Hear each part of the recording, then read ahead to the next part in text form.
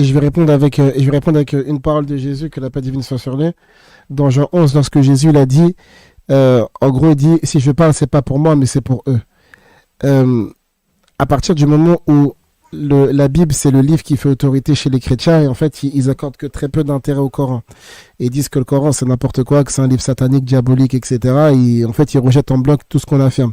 En fait, on se base sur leur texte pour leur prouver qu'au sein même de leur texte, on retrouve la véracité de l'islam, on retrouve la véracité du Coran et on retrouve la véracité du prophète Mohammed sallallahu alayhi wa sallam.